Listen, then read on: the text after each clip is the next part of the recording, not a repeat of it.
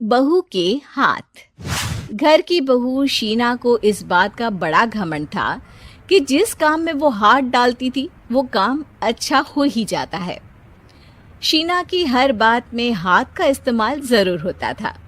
एक दिन शीना का पति आकाश उससे कहता है, कल जो वो भिंडी बनाई थी ना तुमने, वाह वाह वाह वाह, मजे आ गए। मैंने अपने हाथों से बनाई थी।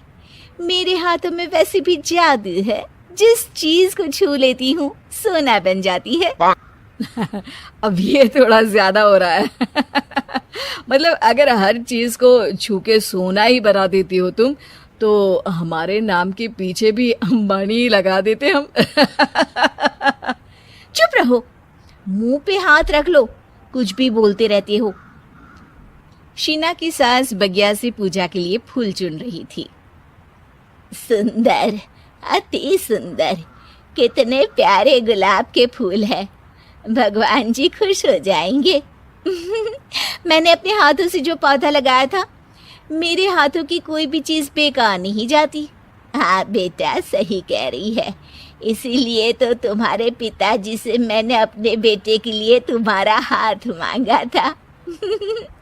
और उन्होंने हाथों हाथ में मेरा हाथ आपकी बेटी के हाथ में दे भी दिया था। हाँ बेटा, वो तो है, पर मुझे ये बता, तू ये हर बात में हाथ क्यों बीच में लेकर आती है? माँ जी, पंडित जी ने हाथ मेरा देखकर नैनीताल में कहा था कि मेरे हाथ जगन्नाथ हैं, मेरे हाथों से कभी कोई काम नहीं बिगड़ेगा। तो मेरे हाथों की तारीफ तो मुझे करनी पड़ेगी ना। हाँ हाँ, ठीक ही कह रही हो। वैसे तो मिलाओ हाथ इसी बात पर। शीना को न सिर्फ इस बात पे गर्व था कि उसके हाथ से सब अच्छा होता है, बल्कि घर के सारे काम भी वो पहले अपने हाथ से करती, फिर कोई दूसरा उन कामों को कर पाता। एक दिन शीना कपड़े धो रही थी। अरे घर में वॉशिंग मशीन है तो सही, खुद क्यों थक रही हो? कपड़े पहले मेरे हाथ से धुलेंगे, फिर वॉशिंग मशीन से। पहले हाथ की सफाई, फिर मशीन की धुलाई। अगर आज डाकू गब्बर सिंह होता ना, तो वो ये हाथ मुझे दे दे ठाकुर, तुमसे जरूर कहता, और मैं तो दिलवा भी देता तुम्हारे हाथ। हर एक काम में हाथ बटाओ, ज्यादा जुबान न चलाओ, वरना दूंगी एक उल्टे हाथ से। क्या दोगी? कपड़े दूंगी, लो निचोड़ो। ऐसे ही एक दिन, अरे बहू, ये सोफे पर चढ़कर हाथ से पंखा क्यों घुमा रही हो?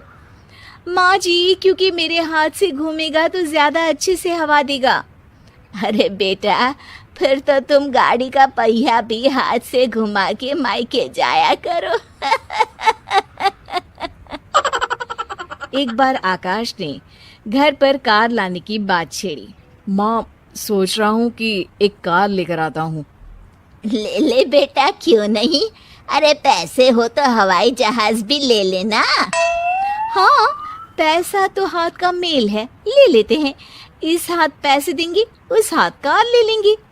मुझे तो लगता है कि बहू कार भी अपने हाथों से धक्का लगाकर घर लाएगी। वो तो नहीं करूंगी, लेकिन सबसे पहले स्टीयरिंग पर हाथ मैं ही लगाऊंगी, ताकि गाड़ी का आना शुभ हो। अरे घर ले आने तो दो, फिर हाथ लगा लेना। लेकिन शीना नहीं मानती। अगले दिन ही सब कार लेने जाते हैं। शीना सेल्समैन से कहती है, भैया ये कार बहुत पसंद है, पैक कर दो। अरे ओ भाग्यवान, 2 मीटर कपड़ा नहीं है जो पैक करवा ले, जरा चला कर तो देखने दो। यस सर, बिल्कुल, टेस्ट ड्राइव कीजिए ना। अरे नहीं नहीं, सबसे पहले मैं हाथ लगाऊंगी गाड़ी को, मेरे हाथ अच्छे हैं। अरे यार, हाथ तो मैं भी धोता ही हूँ, और आजकल तो सैनिटाइजर से भी धोता हूँ। मेरे काम में हाथ ना अड़ाओ। अरे टांग ना अड़ा होता है भाग्यवान, हाथ नहीं। शीना ड्राइविंग सीट पर बैठ जाती है और आकाश उसे गाड़ी के फंक्शन समझाता है। देखो शीना, ध्यान रखना, ये है स्टीयरिंग, इसे राइट लेफ्ट जाएंगे। ये है एक्सेलरेटर, इससे स्पीड कंट्रोल कर सकते हैं, और उसी के पास में है ब्रेक, जो तुम्हारी जुबान में शायद मिसिंग है। ठीक है, ज्यादा भी सिखाने की जरूरत नहीं है।